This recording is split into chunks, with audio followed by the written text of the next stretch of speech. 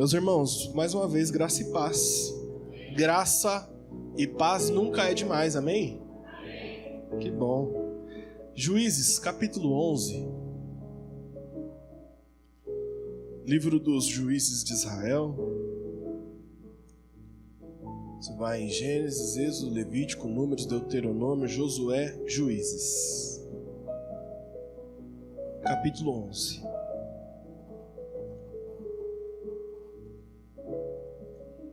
Irmãos,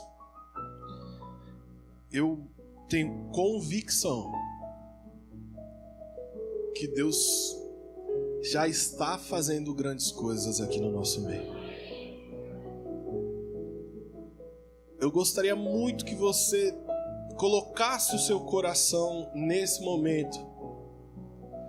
Em hebraico, a palavra atenção é a palavra sim lev. Sim lev. Vamos repetir? Falar um hebraico agora? 1, 2, 3 e... Isso aí, ó, já fala hebraico. E essa palavra quer dizer, não só preste atenção, essa palavra quer dizer ponha o coração. Coloque o coração.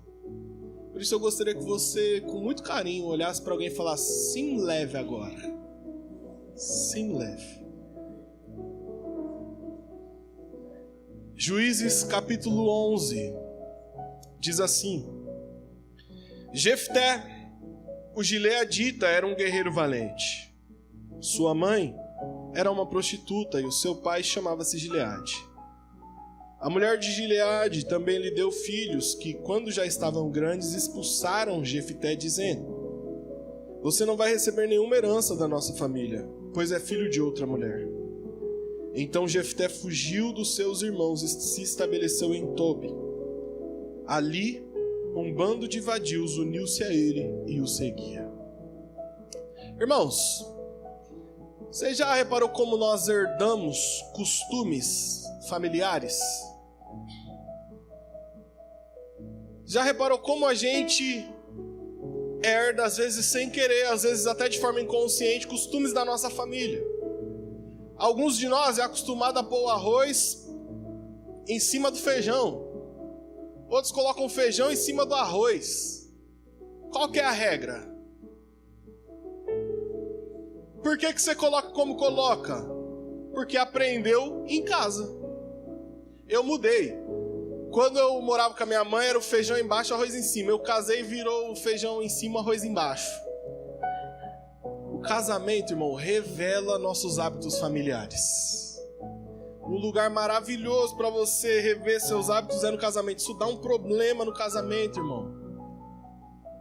Eu, por hábito familiar, meu pai é muito festivo. Não sei se os irmãos já repararam nisso. Muito festivo. Tudo é festa pro meu pai. Tudo. Meu pai é assim. E eu cresci vendo isso. Do nada, ele aparecia com 10, 15 pessoas em casa para almoçar. Absolutamente do nada. Teve uma vez que minha mãe estava fazendo almoço só para nós éramos em 4. Ela fez uma panela de arroz. Meu pai chegou com 5 homens brutos para almoçar. Um deles, um tio meu. Como meu tio tinha muita intimidade com a gente, meu tio era mestre de obra.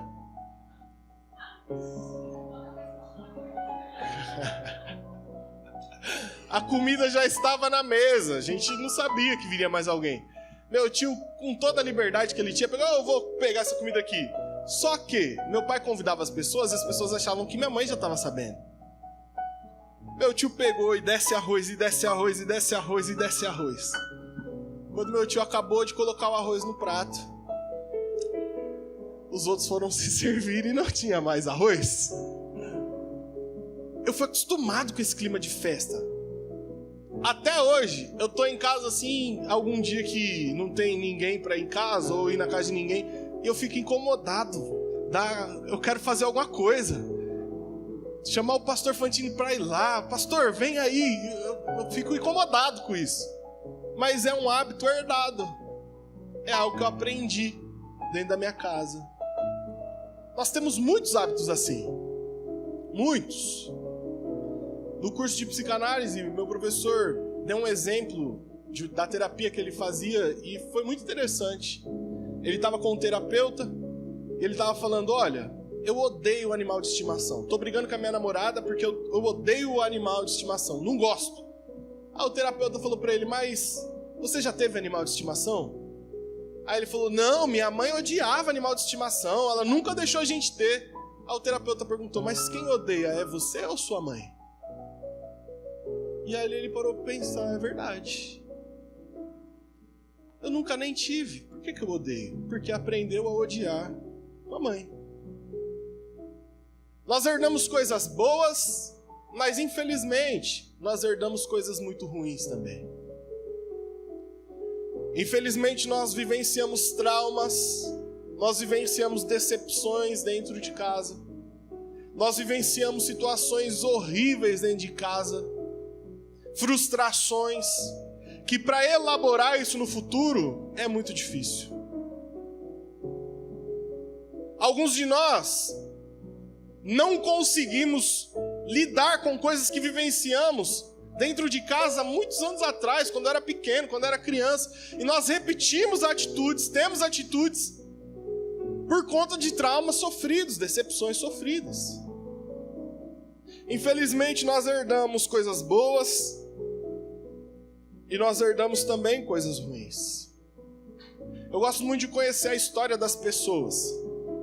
E quando eu vou conversar com as pessoas, e eu sempre pergunto de onde vem, como era, de sua infância, quantos irmãos, eu gosto dessa conversa. E tem gente que tem cada história que dá vontade de chorar. Você vai conversando, a pessoa está contando tranquilamente, você vai prendendo a lágrima assim, para não descer de tanta tragédia, de tanta dor, de tanta tristeza que essa pessoa passou. A Bíblia é um livro maravilhoso, irmãos. Dá uma glória a Deus só para você não ficar com sono agora. Deixa eu repetir, calma aí, deixa eu repetir. A Bíblia é um livro maravilhoso. Ela nos mostra histórias sobre tudo. Nós lemos sobre um grande juiz de Israel. Foi juiz de Israel por 6 anos, um homem chamado Jefté. E a história desse homem mexe comigo. Nós lemos, Jefté era um homem gileadita, de Gileade. E a Bíblia vai nos dizer que Jefté era filho de uma prostituta. A mãe de Jefté era prostituta. E não criou ele. Ele foi criado com o pai. Olha essa história, irmão.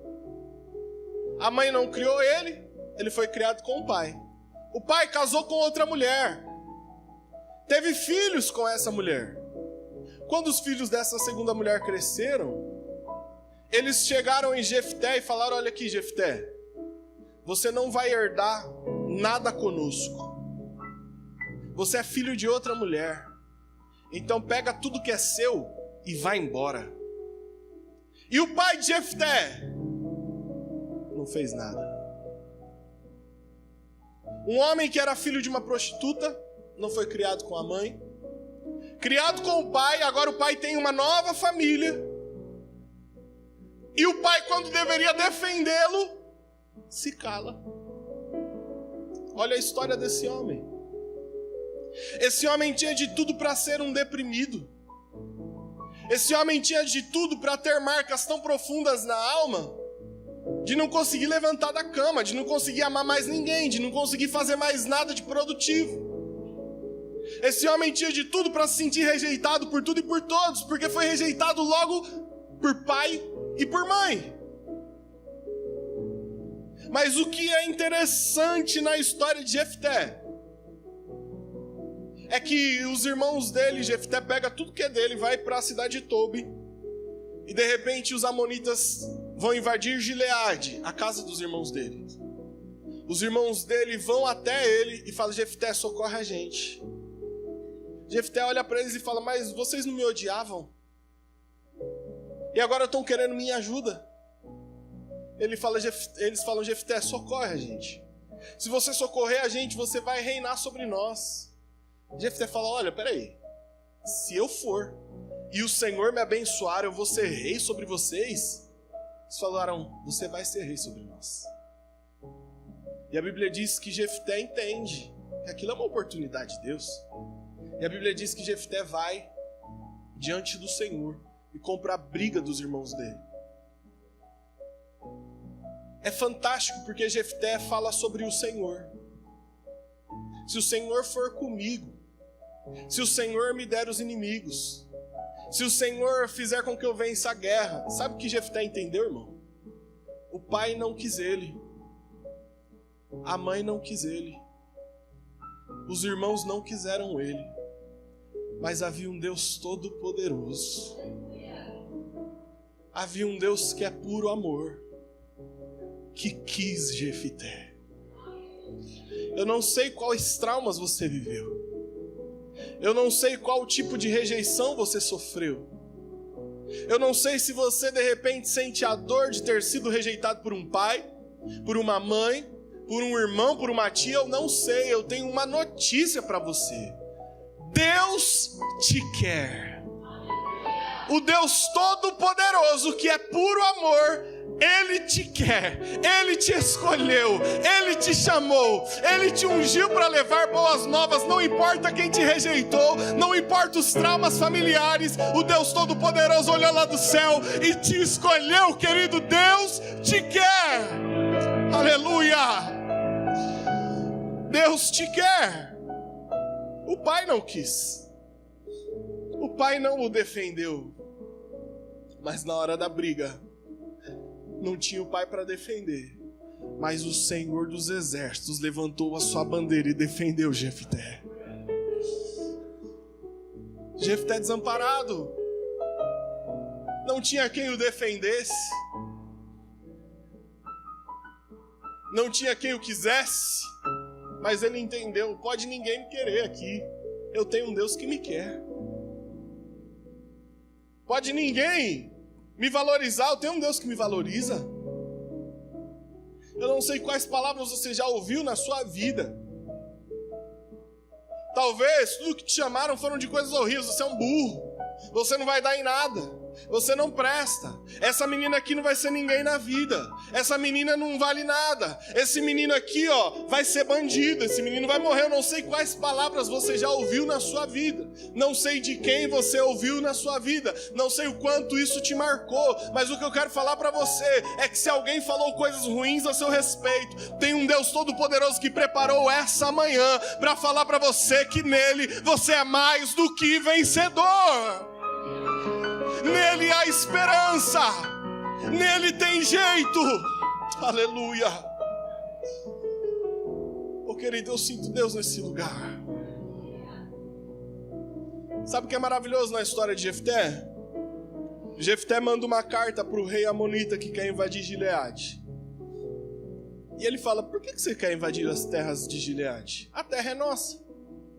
O rei amonita manda uma carta de volta, dizendo, não, a terra não é de vocês não. Vocês roubaram essa terra, a gente vai invadir. Aí Jefté, do versículo 15 até o versículo 27, depois você lê na sua casa, capítulo 11, do versículo 15 até o versículo 27, olha o que Jefté vai fazer. Jefté começa a descrever para o rei amonita toda a história do povo de Israel. Ele fala, olha, Israel saiu do Egito, atravessou o Mar Vermelho, passou por Cades Barneia, e começa a falar tudo o que aconteceu com o povo de Israel. Quando eu li esse texto, eu comecei a pensar, meu Deus do céu, Jefté conhecia muito a história do povo. Jefté tinha a história do povo de Deus encucada na cabeça. E aí me chama muita atenção uma situação, irmão. Jefté tinha a sua própria história pessoal de dores, de rejeição, de traumas, de problemas. Ele tinha a própria história pessoal dele. Mas na cabeça dele, ele também tinha uma história do povo de Deus. Ele tinha duas histórias na mente dele, não era só a história dele. Ele tinha a história vivida, de vida, mas ele também conhecia a história do povo de Deus e o Deus do povo. E Jefté decidiu se associar, não com a sua história de dor, não com o seu passado traumático, não com os dilemas que ele viveu. Jefté decidiu se associar com a história do povo de Deus. Querido, você não precisa se agarrar nos traumas dos quais você já viveu. Você não precisa viver uma vida refém da sua história de dor. Você não precisa viver uma vida refém da angústia que você passou na sua infância, na adolescência, eu não sei quando. A história que te define não precisa ser a sua história de tragédia. A história que te define não precisa ser a sua história de dor. Tem uma outra história que fala que um dia, um Deus olhou para esse mundo e amou esse mundo de tal maneira que decidiu enviar o seu Filho unigênito para que todo aquele que nele crer, todo aquele é eu e você, não pereça, ou seja, não precisa viver associado a essa história de desgraça, mas tenha nele a vida eterna. Você pode se associar com a história do povo de Deus. Você não é um filho rejeitado, você não é alguém que foi deixado de lado, não amado. Você é filho do Deus Todo-Poderoso. Você pode abrir a sua boca e falar: Pai nosso, Deus é o Pai que te ama. Você tem uma história para se associar. Não precisa ser sua história de dor. Não precisa ser sua história de trauma. Não precisa ser sua história de angústia. Levanta a cabeça, irmão. Pastor, mas eu sofri demais com uma pessoa, eu sofri demais, meu pai me deixou, minha mãe me deixou, aconteceu isso, aconteceu aquilo. Irmão, levanta a cabeça. A palavra do Senhor diz: pode uma mãe se esquecer do filho que amamenta, do fruto do seu ventre, de forma que não se compadeça do fruto do seu ventre. Eu, todavia, diz o Senhor, não me esquecerei de ti, pois eu tenho gravado os seus nomes na palma das minhas mãos. Quando Deus olha para a mão dele, ele vê o seu nome lá. Quando Deus olha para as mãos dele, o seu nome está escrito lá. Se agarra nisso, não se agarra na sua dor, não se agarra na sua rejeição, não se agarra no seu passado traumático, não se agarra nas angústias da vida, se agarra num Deus Todo-Poderoso que jamais se esquece de um filho, jamais se esquece de alguém que ele ama, e ele te ama. Ele te ama. Deus te ama, querido. Mas talvez você fale: pastor, mas a história da minha família é terrível. A história da minha família, olha, é uma maldição hereditária que eu vivo dentro de casa. Meu avô, meu bisavô, meu avô, meu pai, eu estou vivendo uma repetição. Abra sua Bíblia aí em Mateus capítulo 1.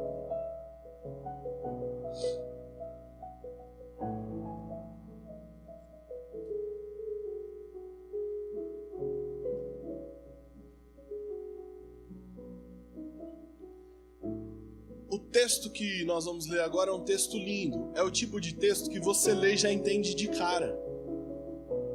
É aquele texto que nem precisa de explicação. Aquele texto que você decora, que toda noite antes de dormir você abre sua Bíblia e lê um texto assim. Mateus capítulo 1. Registro da genealogia de Jesus Cristo, filho de Davi, filho de Abraão. Abraão gerou Isaac, Isaac gerou Jacó, Jacó gerou Judá e seus irmãos. Judá gerou Pérez e Zerá, cuja mãe foi Tamar. Pérez gerou Esrom, Esrom gerou Arão, Arão gerou Aminadab, Aminadab gerou Naasson, Naasson gerou Salmão, Salmão gerou Boaz, cuja mãe foi Raabe. Boaz gerou Obed, cuja mãe foi Ruth. Obed gerou Jessé. Jessé gerou o rei Davi. Davi gerou Salomão, cuja mãe tinha sido a mulher de Urias. Salomão gerou Roboão. Roboão gerou Abias. Abias gerou Asa. Asa gerou Josafá. Josafá gerou João. João gerou Uzias. Uzias gerou Jotão. Jotão gerou Acas. Acas gerou Ezequias. Ezequias gerou Manassés. Manassés gerou Amon. Amon gerou Josias. E Josias gerou Jeconias e seus irmãos no tempo do exílio da Babilônia. Depois do exílio da Babilônia, Jeconias gerou Salatiel. Salatiel gerou Zorobabel. Zorobabel gerou Abiúde. Abiúde gerou Eliaquim. Eliaquim gerou Azor. Azor gerou Zadok. Zadok gerou Aquim. Aquim gerou Eliúde. Eliúde gerou Eleazar. Eleazar gerou Matã. Matã gerou Jacó. Jacó gerou José, marido de Maria, da qual nasceu Jesus, chamado Cristo. Assim, ao todo, houve 14 gerações de Abraão a Davi, 14 de Davi até o exílio na Babilônia e 14 do exílio até o Cristo. Que texto fantástico, fala a verdade. Não é o tipo de texto que todo dia antes de dormir você abre a Bíblia e fala: eu vou ler uma genealogia para eu dormir em paz.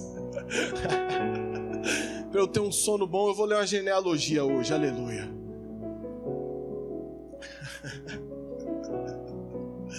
Irmão, talvez você fale assim: pastor, na minha vida é uma maldição hereditária. Quando eu olho para os meus antepassados, é só tragédia, é só desgraça, e parece que se repete a mesma coisa. A genealogia de Jesus é incrível, a Bíblia inteira é incrível. Essas genealogias existem por um propósito. Quando nós olhamos para uma genealogia, nós vemos o antepassado de uma pessoa. Nós vemos a influência que essa pessoa tem. Nós começamos falando sobre hábitos que nós herdamos, amém? Quando nós olhamos uma genealogia, nós vemos lá atrás que fulano tinha um hábito que passou.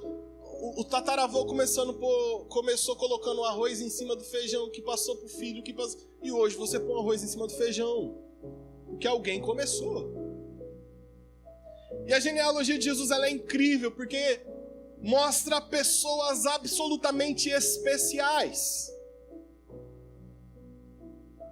Por exemplo, no verso 3 diz que Judá gerou Pérez e Zerá, e a mãe foi Tamar. Judá e Tamar, sogro e nora. Um sogro que quis enganar Tamar, Tamar que enganou o sogro e teve um filho com o próprio sogro sem o sogro saber. Olha o antepassado. Olha que história terrível. Continuando, a gente tem assim, Salmão gerou Boaz, cuja mãe foi Raabe. Raabe, uma prostituta. Na genealogia de Jesus, tem uma mulher que se prostituía para ganhar a vida.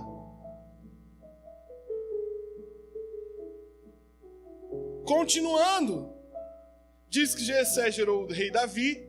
No verso 6, Davi gerou Salomão, cuja mãe tinha sido mulher de Urias.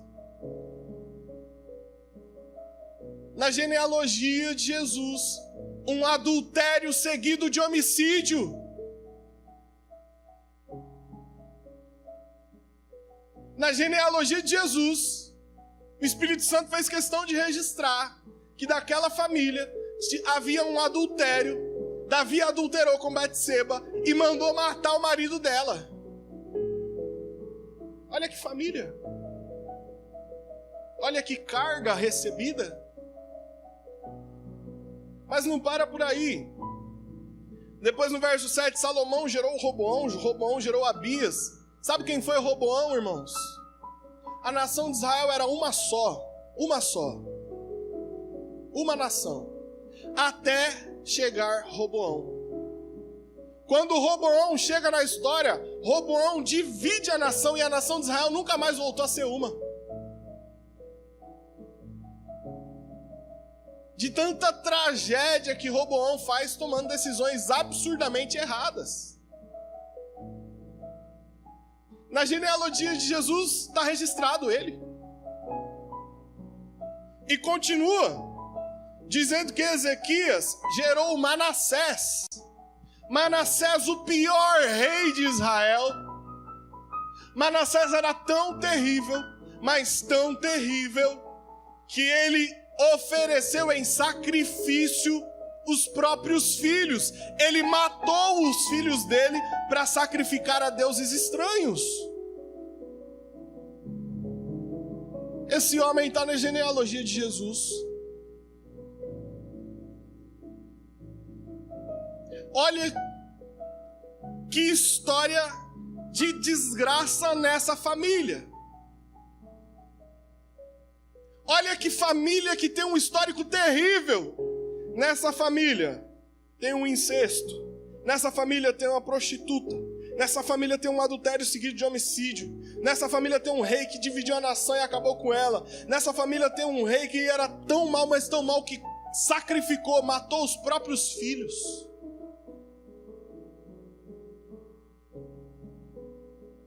Até que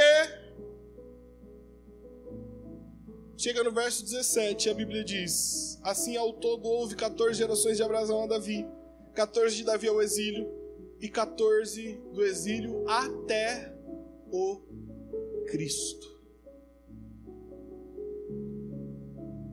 Quem olhava para essa família ia falar: essa família perdida. Essa família não tem esperança. Essa família tem uma maldição nela. Essa família é uma maldição hereditária aqui forte, terrível. Essa família aqui está fadada ao fracasso. As pessoas dessa família aqui são maus. Essa família aqui tem tudo que não presta. Mas chegou nessa família o Cristo. O Cristo chegou, irmão. E quando o Cristo chegou na família, toda a maldição foi cancelada na cruz do Calvário. Eu não sei qual é a história da sua família. Eu não sei quais são as crises que você vê de geração em geração. A depressão é de geração em geração, pastor. O adultério é de geração em geração. O divórcio é de geração em geração. O abandono de pais é de geração em geração. A frieza é de geração em geração. Não sei qual a maldição que permeava a sua família. Eu sei que o Cristo chegou na sua vida e essa maldição vai cair por terra no nome de Jesus. No nome de Jesus. Aleluia. Aleluia. O Cristo chegou, igreja. Você não precisa mais viver associado a uma maldição da sua família. Não precisa mais. A maldição foi até você. Em você o Cristo chegou. A maldição acabou. Pastor, eu olho para trás e o cenário se repete. Tudo bem, não estou negando isso. É um fato. Não estou negando isso. O que eu estou falando para você é que você não precisa repetir esse cenário. Foi até você. A partir de agora não precisa ser mais. O Cristo está em você. A maldição foi cancelada na cruz. Gálatas 3,13 diz que ele se fez maldito por nós. E a maldição foi na cruz quebrada, querido. Não há mais maldição sobre a minha vida. Não há mais maldição sobre a sua vida. Você não precisa repetir hábitos. Você não precisa repetir dores. Você não precisa reviver angústias. Porque o Cristo está em você. A maldição acabou. A maldição acabou. Não precisa mais. Não precisa mais, querido. Para de se associar a essa história de dor. Você não precisa mais viver com os pesos do passado. Você não precisa mais viver como se uma maldição tivesse na sua família e você vai ser incancelavelmente atingido por ela.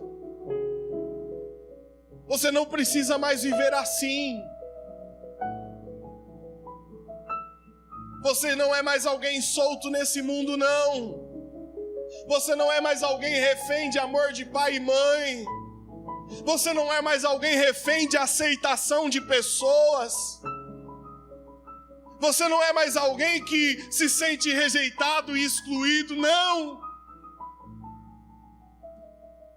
Você não precisa mais viver assim. Pastor, meu avô foi assim, meu pai foi assim, eu sou assim. Você não precisa mais. Segundo aos Coríntios 5,17 diz: aquele que está em Cristo, nova criatura é. As coisas velhas se passaram e eis que tudo se fez novo. Você não precisa mais. Eu não preciso mais. Nós não precisamos mais viver assim, irmãos. A maldição foi até Cristo chegar. Pastor, mas eu tenho Cristo. E eu ainda me sinto atingido por essa maldição. Efésios capítulo 1, verso 3 diz que Deus nos abençoou em Cristo Jesus com toda a sorte de bênçãos espirituais nas regiões celestiais. Todas as bênçãos que nós precisamos já estão liberadas.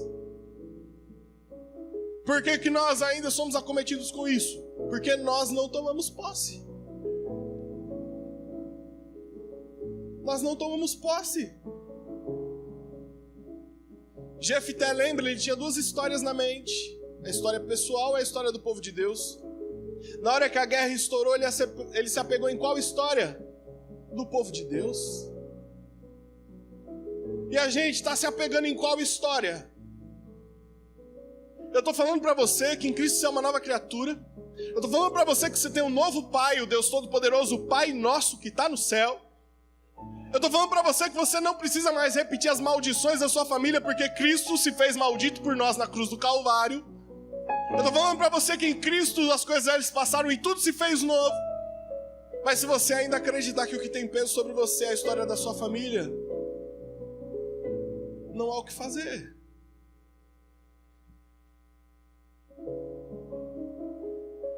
Romanos 12, verso 2: não vos conformeis com esse mundo, mas transformai-vos através da renovação da vossa mente. Deixa eu te falar uma coisa. Você não precisa mais viver debaixo de maldição. Você pode falar para si mesmo: eu não preciso mais viver debaixo de maldição. Irmão, dá para você falar isso melhor, não dá não? Fala para você, ministra sua alma, fala: eu não preciso mais viver debaixo de maldição. Eu não preciso mais viver debaixo de maldição. A maldição que estava sobre a minha família acabou agora, porque Cristo chegou na história da minha família. Acabou! Aleluia! Aleluia! Acabou, irmão. Seu casamento não precisa ser um fracasso só porque o da sua mãe foi, só porque o da sua avó foi, só porque o da tataravó foi, só porque os dos tios foram, o seu não. Ah, você perdeu a oportunidade de dar uma glória a Deus, não acredito nisso. Eu vou tentar outros. A sua casa não precisa ser um lar de guerra só porque a casa do seu avô era um inferno, a casa dos seus pais era um inferno, a casa dos seus tios era guerra a todo momento. A sua casa pode ser um lar de paz.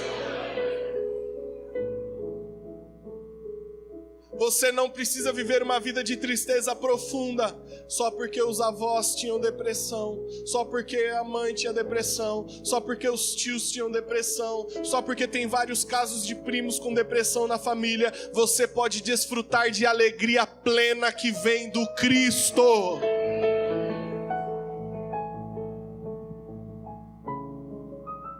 A maldição acaba em Cristo. Não é só a história do mundo, a nossa também é dividida em antes de Cristo e depois de Cristo. É por isso que ele fala assim: vinde a mim, você que está cansado, você que está sobrecarregado, e eu vos aliviarei. Ele fala: tomem sobre vocês o meu jugo. O meu jugo não é mais o jugo da sua casa, Não é mais o jugo da sua família. Não é mais o jugo das palavras que te falaram. Não é mais o jugo da maldição que permeava o seu lar. Agora é o jugo de Cristo sobre nós. Aprendam de mim, que sou manso e humilde de coração. Nós aprendemos dos nossos avós, dos nossos pais, de quem quer que seja. Agora nós podemos aprender do Cristo. E vocês acharão descanso para suas almas. Queridos, é a última ceia do ano. É a última ceia do ano. Eu preguei na quinta-feira que esse ano talvez possa ter sido um ano terrível para você, mas não precisa acabar assim. Na quinta-feira eu falei que Deus até o dia 31 de dezembro pode nos surpreender e transformar esse ano no melhor ano das nossas vidas. E hoje eu quero te falar que essa transformação começa com a gente tomando posse dessa palavra e sendo liberto de toda maldição. Na cruz, Ele levou sobre si toda maldição. O castigo que nos traz paz estava sobre Ele. Pelas pisaduras dEle, nós fomos sarados. Ei, irmão, se liberta disso. Você não precisa estar associado a essa história de dor. Há uma nova história, há um novo caminho, há um novo motivo de viver. Esse motivo se chama Jesus de Nazaré. Ele te ama, Ele te quer, Ele quer transformar a sua vida. Se você crê nisso, aplauda Ele em nome de Jesus. Aleluia, se coloque de pé. Aleluia.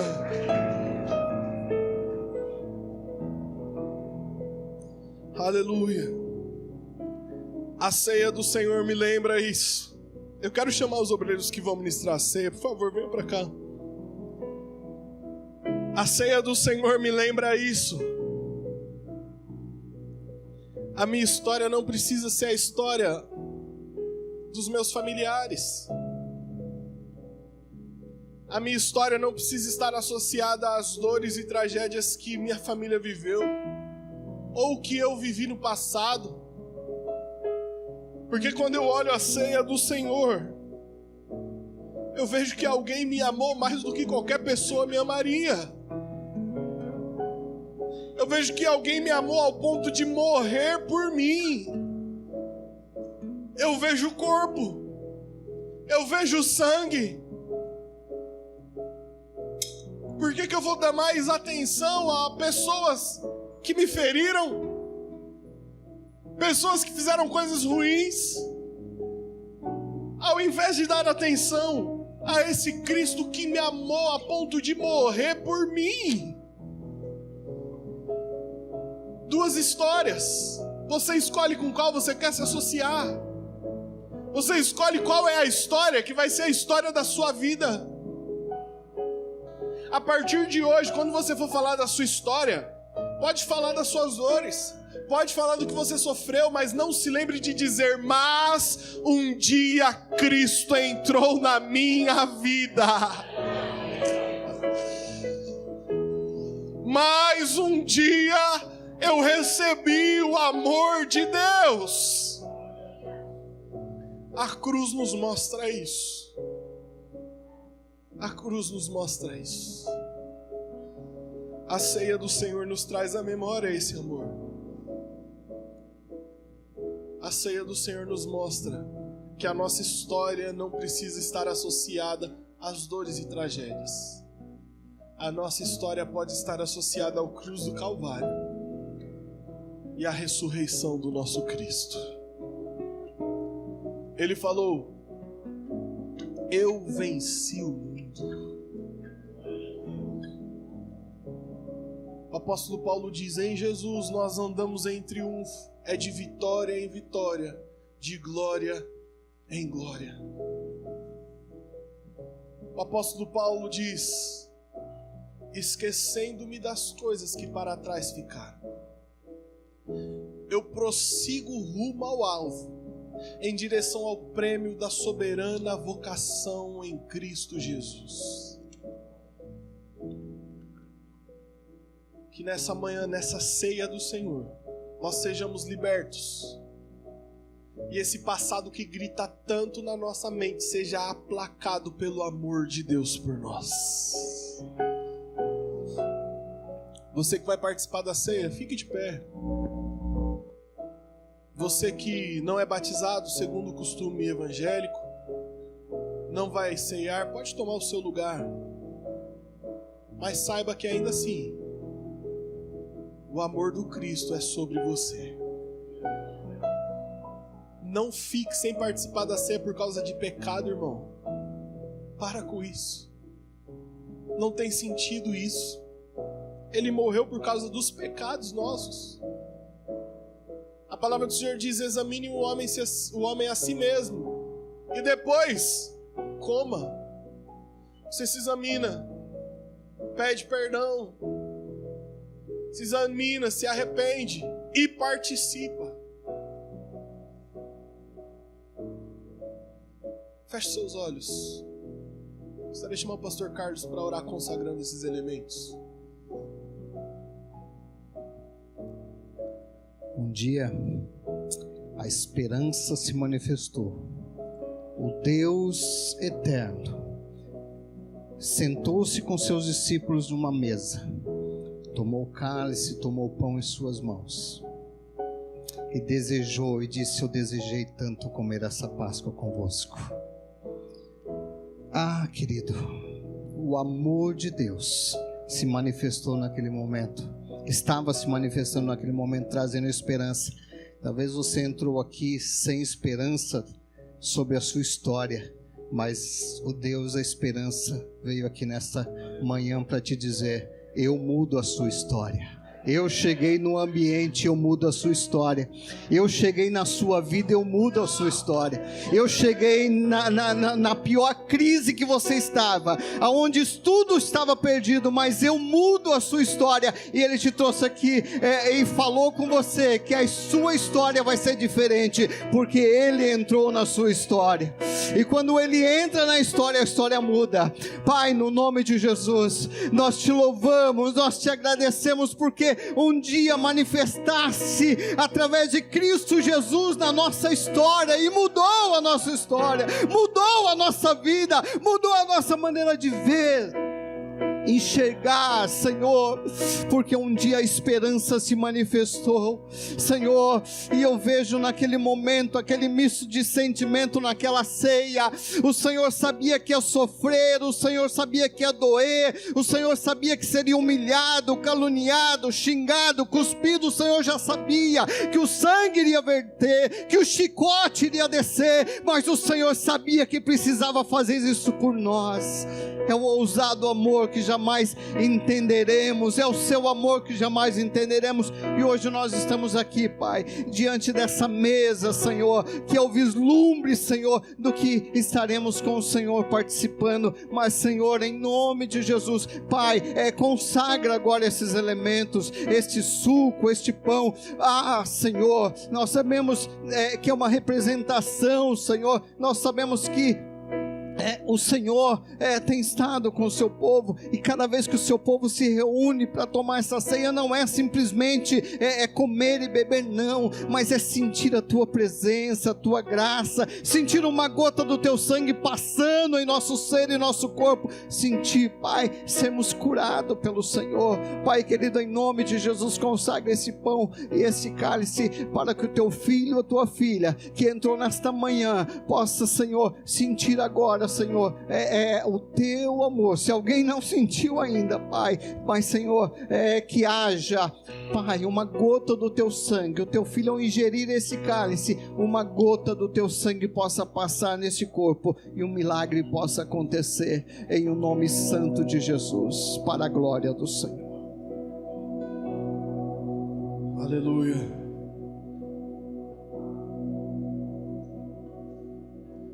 Deixo os céus pra me encontrar. Aqui não é o seu lugar. Um amor assim o mundo não conheceu.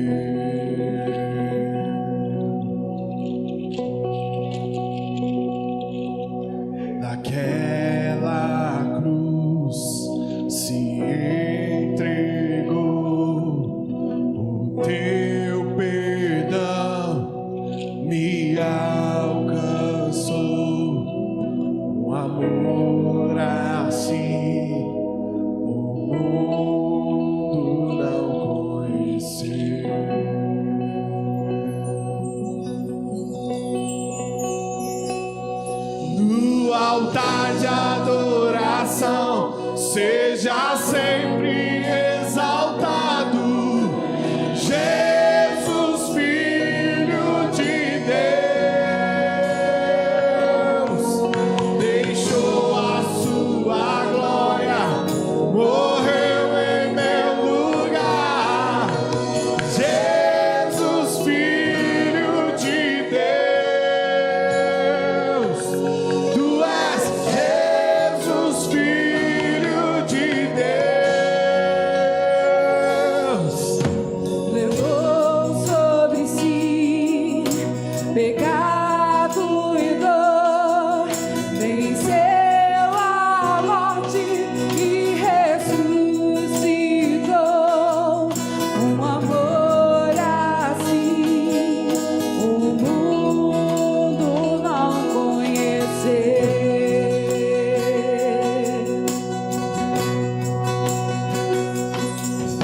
Levou sobre si pecado e dor, venceu a morte e ressuscitou. Um amor assim o mundo não conheceu. Diga! No altar de adoração, seja sempre exaltado. Jesus, Filho de Deus, deixou a sua glória, morreu em meu lugar. Jesus, Filho de Deus, tu és Jesus, Filho de Deus. Diga ele, diga! Seja exaltado, engrandecido, teu nome é santo, poderoso é e não há nada. Fala isso, declara isso em nome de Jesus. A cruz me libertou, a cruz me libertou. Seja exaltado, engrandecido, teu nome é santo, poderoso. Nada mais, nada mais. Toma posse dessa verdade. Seja liberto, seja liberto. A cruz me libertou, a cruz me libertou, a cruz me libertou, a cruz me libertou.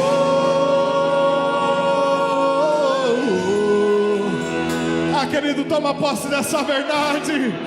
Nada mais te separa do amor dele, nem altura, nem profundidade, nem anjos, nem demônios, nem principados, nem potestades, nem as coisas do presente, nem as coisas que estão por vir.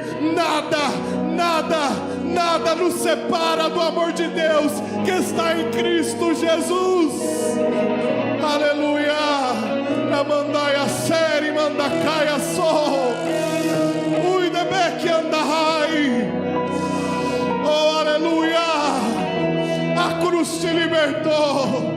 Você não precisa mais viver debaixo desse jugo. Uramandalabasei. Oh, Senhor. Aleluia. Aleluia. Há uma nova história preparada para você, querido. Há uma nova história preparada para você. Aleluia. Aleluia. Santo Deus, Santo Deus, Santo Deus. Aleluia. Glória a Deus. É manhã de libertação. É manhã de libertação. Glória a Deus. O seu final, talvez até aqui, a sua história foi uma repetição de coisas vividas da família, mas o seu final será diferente em nome de Jesus. Em nome de Jesus, toda maldição é cancelada na cruz do Calvário. Toda maldição é cancelada na cruz do Calvário. Aleluia.